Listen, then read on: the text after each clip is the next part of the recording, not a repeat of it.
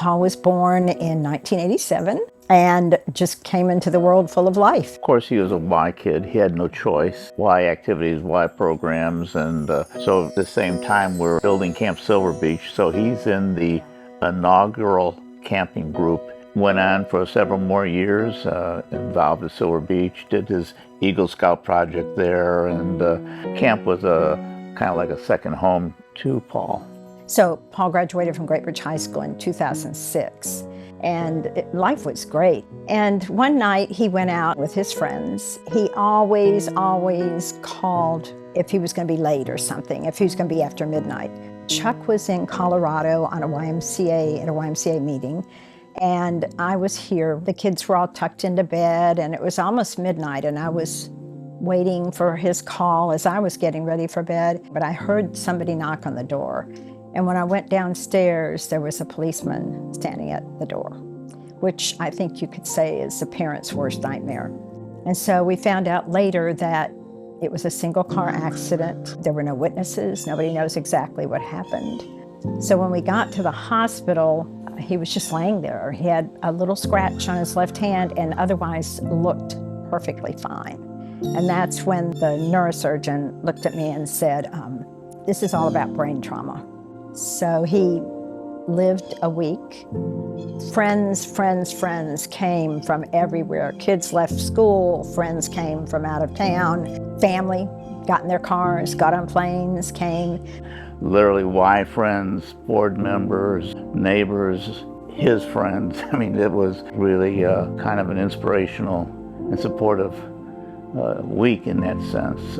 And during that week, our church held they held a prayer vigil for him. Yeah, it was cool.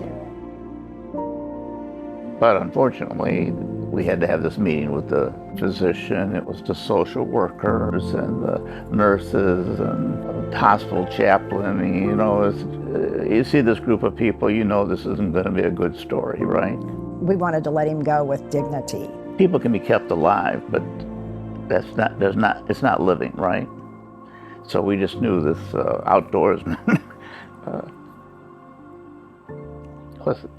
wasn't the case. Somebody, I don't remember who it was, said they didn't know how. I don't know how, but somehow something good is going to come of this. In what way, we didn't know. Yeah. We knew about the organ, eye, and tissue donation, and he was able to help 69 people. We began to think about Paul, and that, you know, we have an obligation to extend his memory. One idea was a scholarship program at the high school. We did that for 10 years. And of course, how were we going to connect Paul to the Y? And I give Chuck total credit, because all of a sudden he just said, we need to do something with Camp Silver Beach in Paul's memory. It was kind of like an aha moment. Oh, perfect. And I had seen how the endowment had helped other families. And it'd been a way for people to celebrate the life of their loved ones. And so, you know, we had the conversation, got the Paul Harris Memorial set up. I think early on, we had more than 400 gifts to the endowment in Paul's name. And I know over the years that has actually increased.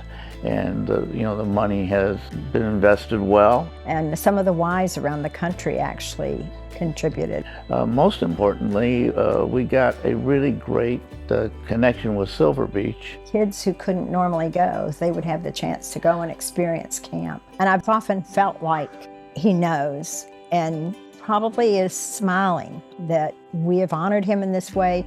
But more importantly, he would say, it's not about me, it's about those kids having fun. So I think he'd be thrilled.